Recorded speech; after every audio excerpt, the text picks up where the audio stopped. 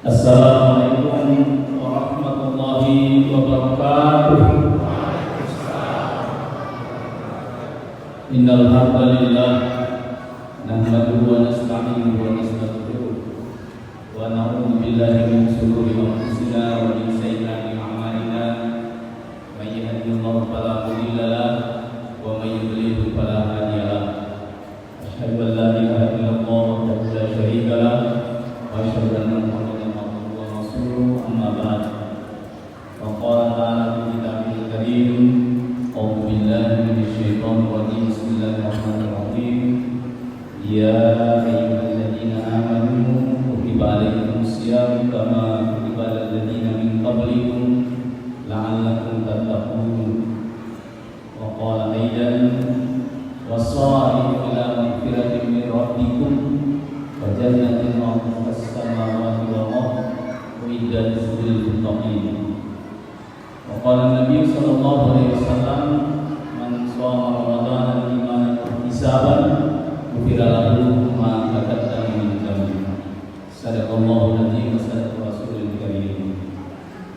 Para alim ulama, tokoh masyarakat, segenap jamaah Masjid Raya Poso yang saya cintai dan saya muliakan, kita bersyukur kepada Allah Subhanahu wa taala karena di malam yang ke-10 ini kita semua masih sehat walafiat, masih segar, masih kuat melanjutkan perjalanan kita untuk menyelesaikan, untuk menjamu tamu kita yang luar biasa ini. Jadi oleh para ulama bilang bahwa Ramadan ini kalau mau supaya serius kita melaksanakan Ramadan ini, maka harus kita anggap dia sebagai tamu yang luar biasa, tamu di atas tamu. Bayangkan biasa kalau presiden mau datang di Poso ini, itu penyambutannya luar biasa, pejabat itu yang datang. Padahal pejabat yang datang itu belum tentu memberi solusi akan kehidupan. Tapi tamu yang datang ini, Ramadan ini Allah berikan kepada kita untuk memberi solusi dari seluruh problem kehidupan manusia. Maka ketika para pejabat kita jam dengan baik, kita punya tujuan. Ada tujuan kita supaya apa? Supaya pejabat itu senang hatinya dan apa yang menjadi aspirasi kita bisa mereka tunaikan. Tapi kadang Ramadan ini kita anggap biasa-biasa saja. Saya bangga sekali di Poso ini. Saya sudah keliling dari Morowali Utara, beberapa daerah. Ini sudah malam ke-10 seperti ini masih full jamaah. Dibanding di tempat lain sudah mulai dari malam pertama maju terus safnya. Bapak Ibu hadirin hadirat, kenapa kita harus menjamu tamu ini dengan sebaik-baiknya? Karena yang Allah kirim ini, Ramadan ini Allah kirim ini kepada kita sekalian untuk melakukan sebuah revolusi akhlak. Saya bicara revolusi akhlak ini ngeri-ngeri sedap ini. Kalau presiden bilang revolusi mental, kira begitu. Kenapa dia merevolusi akhlak kita? Karena memang Allah Subhanahu wa taala mengatakan bahwa tujuan puasa itu menjadikan orang bertakwa. Ini kata-kata takwa ini mulai zamannya Republik Indonesia ini dibangun pertama kali tahun 1945, maka takwa itu menjadi nomor satu dalam kehidupan berbangsa dan bernegara. Pejabat mau diangkat syarat pertama harus bertakwa. Imam khatib di masjid tidak sah khutbahnya kalau tidak ada himbauan takwa kepada para jamaah. Begitu pentingnya takwa ini. Tapi sesuatu yang penting itu kebanyakan orang menganggap biasa-biasa saja. Allah menurunkan Ramadan ini, mengirim Ramadan ini untuk memperbaiki revolusi akhlak manusia supaya dia menjadi bertakwa. Untuk apa manusia bertakwa? Nah, para ulama coba mengkaji apa sih sebetulnya itu takwa itu. maka mereka tidak bisa mau definisi yang langsung terang benderang. Tapi setidaknya para ulama bilang begini, ada 4 ciri-ciri kalau mau lihat penampilan, profil orang yang sudah memiliki sifat takwa itu. Nah, ini kenapa saya sampaikan kepada jamaah supaya kita bisa nanti jadikan salah satu parameter kita untuk mencoba mengukur apa puasa saya selama ini sudah mendekati tujuan Allah itu. Kita ini puasa bahkan bervariasi, ada yang sudah 30 tahun, ada yang sudah 40 tahun, ada yang sudah 10 tahun, ada yang baru 2 tahun puasanya. Jangan sampai puasa yang sudah 50, 40 tahun itu kita laksanakan setiap tahun, itu akan menjadi sebuah rutinitas, kebiasaan. Selesai bulan puasa, tidak ada. Yang kita rasa itu perut agak sedikit kecil. Nah, bagi orang yang suka, orang bilang suka sekarang badan six-pack itu, nah suka puasa. Tapi sebenarnya bukan itu tujuannya. Itu hanya bagian dari keperluan puasa. Tapi tujuan puasa sesungguhnya adalah bagaimana membuat kita bertakwa. Nah, bagaimana penampilannya? Satu, para ulama bilang orang yang sudah ada sifat takwa di dalam dirinya, maka yang pertama itu dia tawadhu, rendah hati, tidak sombong. Jadi orang yang sudah tidak sombong itu ciri-ciri orang yang sudah punya nilai takwa dalam dirinya. Mari kita tanya diri kita, apakah kita tidak sombong kita ini? Karena sombong itu banyak, melewati banyak dimensi, Bapak Ibu sekalian. Ada orang sombong karena kekuatannya, ada orang sombong karena hartanya, ada orang sombong karena pangkatnya, ada orang sombong karena ilmunya, ada orang sombong karena kegantengannya, ada orang sombong karena kecantikannya. Apakah kita tidak miliki?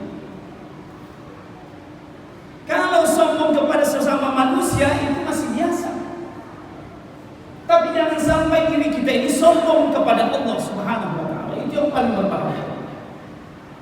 Salah satu contoh kecil orang yang sombong kepada Allah, contohnya nanti kita lihat, ketika azan berkumandang, dia dengar, dia bisa datangi, tapi dia cuek. Itulah sombong yang paling tinggi. Dan ini sombong yang berbahaya, Bapak Ibu sekalian. Fir'aun itu, Bapak Ibu sekalian, kurang apa hatinya, baik sekali. Tahu Fir'aun, Pak? Pemimpin yang belum ada pemimpin seperti Fir'aun. Fir'aun itu tidak akan pernah makan kalau tidak semua rakyatnya makan. Jadi dia suruh tentara, dia semua, apakah semua rakyatnya sudah makan? Kalau sudah makan semua rakyatnya, baru dia makan. Kurang apa pemimpin? Adakah pemimpin seperti itu zaman sekarang? Mana duluan makan daripada rakyat?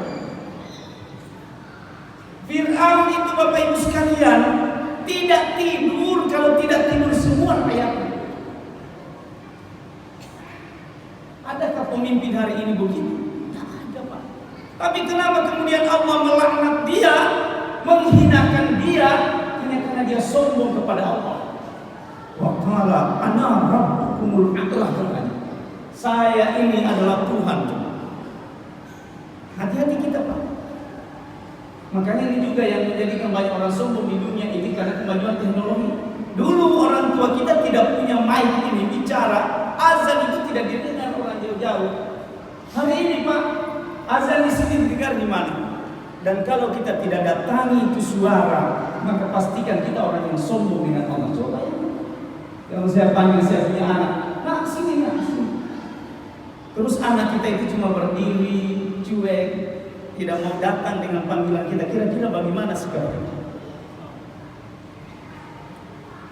Seperti itulah Allah Subhanahu wa taala dengan panggilan mu'adzin memanggil kita pada setiap awal waktu, kita cuek. Itulah orang paling sombong. Hati-hati, Pak. Kita puasa puluhan tahun, tapi kita masih punya sifat sombong seperti itu. Kita belum memiliki sifat takwa dalam diri. Satu. Yang kedua, kata para ulama, orang yang sudah ada sifat takwa dalam diri ini itu dia amanah. Nah, dia para ulama bilang takwa, alif, Qaf, Waw. Amanah. Apakah kita ini sudah amanah? Puluhan tahun kita puasa, sudah amanah? Itu pertanyaan yang harus kita jawab dalam kita melaksanakan ibadah puasa. Contoh amanah misalnya, Allah kasih kita mata.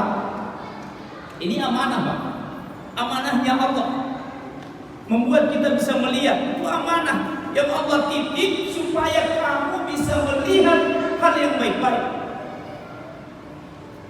Contoh kecil, sudah berapa banyak mata ini kita gunakan untuk membaca Al-Quran? Mari kita evaluasi diri kita. Sudah berapa banyak? Mana lebih banyak membaca Al-Quran atau membaca WA? Coba kita jujur. Mana lebih banyak? WA itu tidak kayak sudah kecanduan kita. Kalau kita tinggalkan HP barang 1 jam itu gelisah kita. Tapi Al-Quranul Karim kapan kita baca? Berapa kali kita menamatkan Al-Quran seumur hidup kita ini? Berapa kali kita menamatkan Al-Quran dalam bulan puasa? Kalau kita memiliki sifat amanah, Allah kasih kita mata, maka Allah mempercayakan kita gunakan matamu ini dengan hal-hal yang baik. Maka kita memiliki ketakwaan itu. Yang ketiga, orang memiliki sifat ketakwaan itu dia qanaah. Dia merasa cukup hidupnya. Gajinya 1 juta, alhamdulillah. Gajinya 5 juta, alhamdulillah. Sudah, kalau sudah itu rezeki yang dikasih oleh Allah, maka dia akan bersyukur. Qanaah. Beda hari ini, sudah dikasih 10 juta gajinya, masih mau tambah, masih mau cari lagi. Tidak ada kepuasan. Makanya Allah berfirman, Alhaakumut takatsur hatta zurtumul maqabir. Berlomba sampai nanti di liang lahat berbiasa ada saya sudah mati. Kenapa? Tidak punya sifat qanaah, merasa cukup dalam diri. Yang keempat, para ulama bilang orang yang sudah memiliki sifat takwa dalam dirinya itu dia wara. Wara itu dia bisa menjaga dirinya supaya tidak terjerumus di dalam perbuatan maksiat. Jadi tiap hari dia hati-hati berjalan. Berjalan pun dia hati-hati. Dia hitung, sudah berpikir, ya Allah, ini masih 5 jam lagi sampai malam. Mudah-mudahan ya Allah saya tidak terjerumus dalam perbuatan maksiat. Itu orang yang wara. Tidak pernah dia lupa dirinya, jangan sampai dia berbuat dosa. Nah kalau kita ini kan tidak. Orang bilang tiba masa tiba akal. Apa di depan rujuk sadar dulu, urusan di belakang. Orang yang wara. Nah dengan 4 kriteria tadi ini Bapak Ibu sekalian, sudah ada di dalam diri kita selama puluhan tahun kita puasa ini. Ini masih ada waktu kita Pak. Masih 20 hari lagi. Kita bisa memanfaatkan momentum ini untuk melakukan revolusi mental kita. Sehingga kita bisa mencapai apa yang menjadi kriteria takwa. Pertanyaan saya yang kedua, kenapa penting bertakwa? Karena pentingnya takwa itu, karena takwa itulah solusi hidup. Dan Ramadan ini datang membawa misi itu untuk menjadi solusi hidup. Yang mana solusinya? Allah berfirman, wa may yattaqillahu yaj'al lahu makhrajan. Orang yang bertakwa itu akan kami beri jalan keluar dari setiap persoalan yang dihadapi. Bayangkan, adakah manusia di dunia ini yang tidak punya problem? Semua manusia punya problem. Mulai dari tingkatan di bawah sampai di atas, semua punya problem kehidupan masing-masing. Tapi Allah menjamin dia, kalau sifat takwa itu adalah dirinya, maka Allah jamin dia setiap ada masalahnya ada jalan keluarnya. Wa may yattaqillaha yaj'al lahu makhrajan. Bukan tidak enak hidup kalau begitu. Enak hidup begitu. Ada masalah ada jalan keluar. Ada masalah ada jalan keluar. Itu seninya hidup. Yang kedua kata Allah, kenapa pentingnya Allah membentuk kita menjadi orang yang bertakwa? Karena ini mengatasi problem kehidupan kita. Wa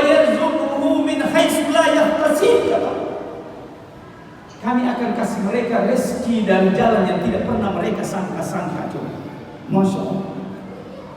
Siapa yang tidak mau rezeki? Setengah mati kita banting tulang pagi sore kerja. Apa? Ada orang, kalau kita pernah ada satu kisah Imam Syafi'i dan Imam Malik. Imam Syafi'i ini gurunya Imam Malik, murid Imam Syafi'i, guru Imam Malik. Satu hari mereka diskusi. Menurut Imam Syafi'i, rezeki itu nanti kita dapat kalau kita bekerja. Itu teorinya Imam Syafi'i. Menurut Imam Malik, rezeki itu kalau mau datang, mau gerak, mau tidak gerak, kalau sudah waktunya datang sama kita. Berdebat dia itu, berdebat. Tapi orang dulu kalau berdebat beda kita sekarang. Kalau kita berdebat sekarang tidak bisa pakai ini, pakai ini. Kalau mereka berdebat dengan penuh hikmat, akhirnya bisa kedua ini mereka mau membuktikan masing-masing mana yang betul ini. Imam Syafi'i kemudian mau membuktikan. Dia pergilah di satu perkebunan ladang kurma, dia dapat orang bekerja, kemudian dia bantu orang bekerja dan dari hasil bantuannya itu dikasih dia kurma. Ulanglah dia sama gurunya, mau membuktikan, guru, kau lihat ini, betul saya bilang, saya kerja ada rezeki. Begitu sampai di sana dia bilang, guru, alhamdulillah ternyata saya punya teori yang benar. Karena saya kerja saya dapat kurma. Kalau saya tinggal di sini saya tidak dapat.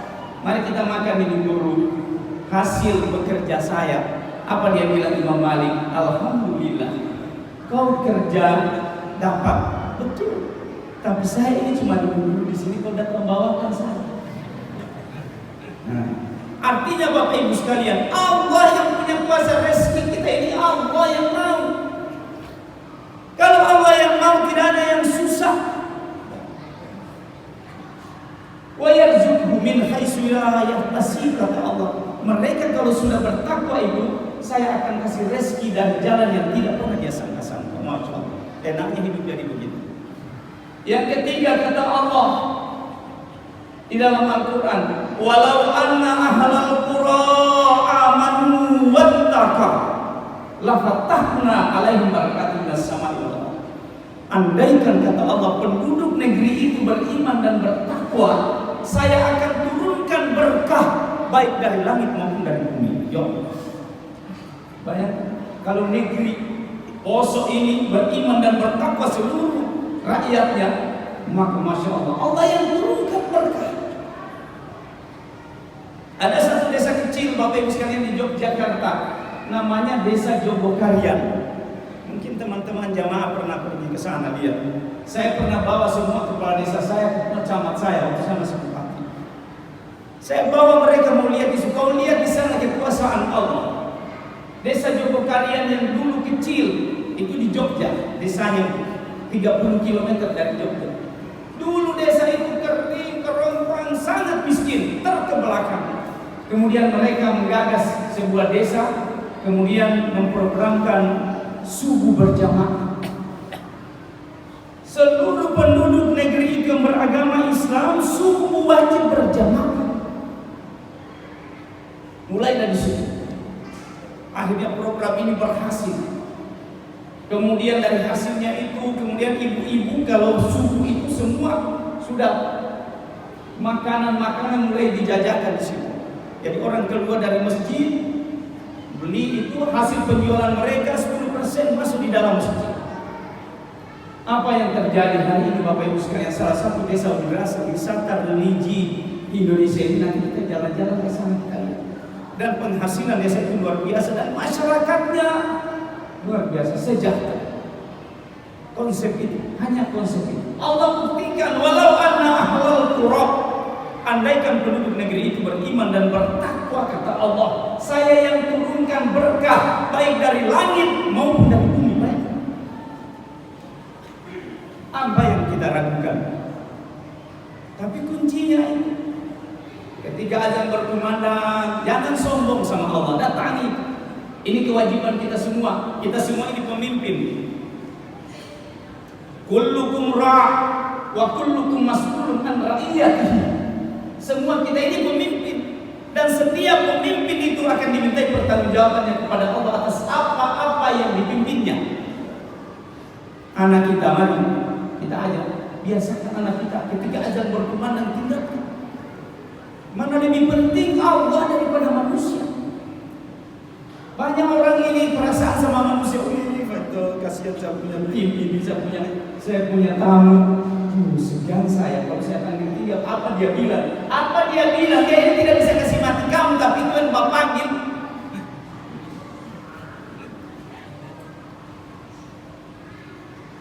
Ini bagus. Jadi daerah kita ini, negeri kita ini kalau mau berkah, mau hidup ini, orang Jawa bilang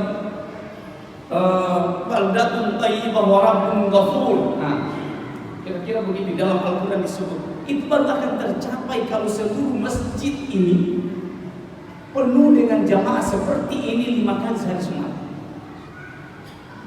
Tapi kalau cuma Tarwih baru rame, Jumat baru rame, penuh. Orang Israel itu katanya dalam sebuah bukunya didapati di tengah-tengah buku itu dia bilang, tidak akan pernah kita kalahkan, kita tidak akan pernah menang orang Islam itu, orang Muslim itu sepanjang salat subuhnya itu tidak sama dengan salat Jumat. Kita salat subuh berapa Pak Imam di sini salat subuh? Berapa saat? Itu. Pokoknya kalau begini terus salat subuh, insya Allah Pak, khusus ini baldatun thayyibah wa rabbun ghafur. Yang terakhir, Allah bilang orang yang bertakwa itu, kenapa saya mau bentuk mereka bertakwa? Karena saya Allah bilang inna akramakum indallahi atqakum. Orang yang paling mulia di sisi kata Allah adalah orang yang paling bertakwa di antara mereka.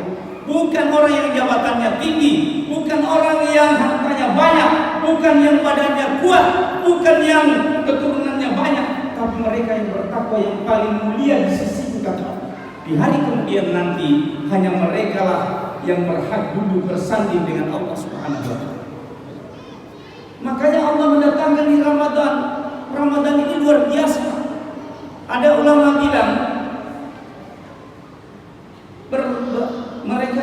mereka berselisih pendapat. Ada yang bilang Ramadan ini mulia karena Al-Quran, karena di dalam Ramadan ini diturunkan Al-Quran. Tapi ada juga ulama yang bilang saking mulianya Ramadan ini Allah turunkan Al-Quran di dalamnya. Bayangkan semua nilai tambah terjadi di bulan Ramadan. Salat wajib di bulan Ramadan 1 berbanding 70 di luar bulan Ramadan. Salat sunat di dalam bulan Ramadan sama nilainya dengan salat wajib di luar bulan Ramadan.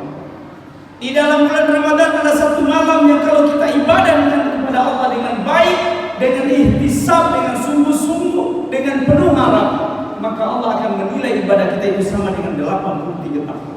Khairun min alfi syahr. Masya Allah. Jadi mari kita, Bapak Ibu sekalian, saya menghimbau kepada jamaah, saya bukanlah orang yang pintar, saya bukan siapa-siapa. Seperti inilah kita umat Islam. Wa tawasau bil haq, wa tawasau bis sabr. Saling berpesan-pesan dalam kebaikan, saling berpesan-pesan dalam kesabaran. Karena hanya inilah kita saling mengingatkan Bapak Ibu sekalian. Mari kita bentuk diri kita. Hidup kita ini belum tentu. Tahun lalu kita dilarang. Dilarang juga. Tahun lalu kita tidak bisa sholat.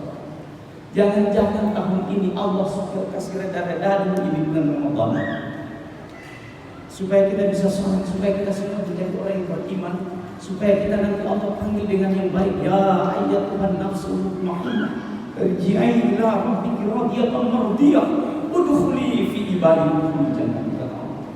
Allah anggap ini adalah Ramadan kita yang terakhir. Anggap ini adalah Ramadan kita yang terakhir. Setelah ini akan mengganas lagi corona. Corona ini Pak, kemarin ini ujian keyakinan bagi kita. Banyak.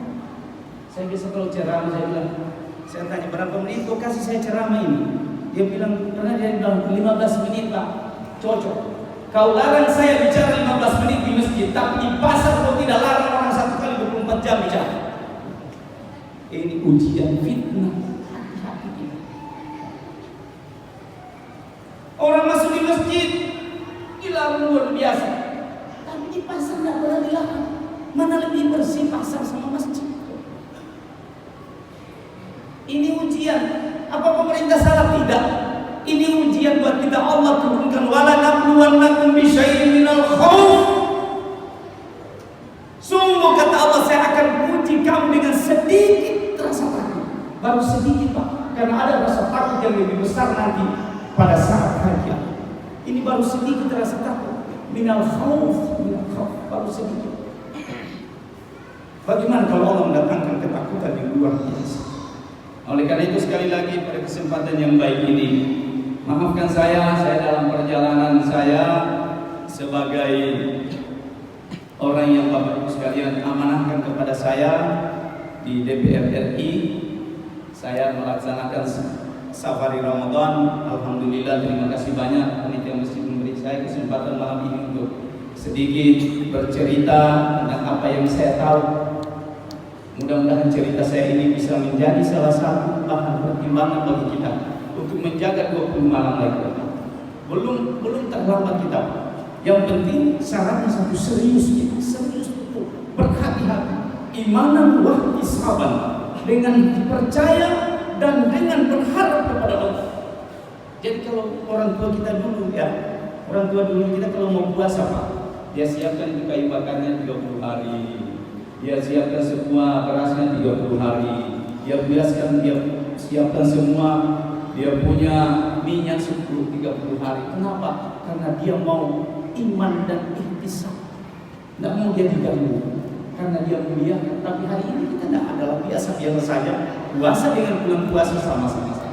Yang membedakan itu karena ada takdir.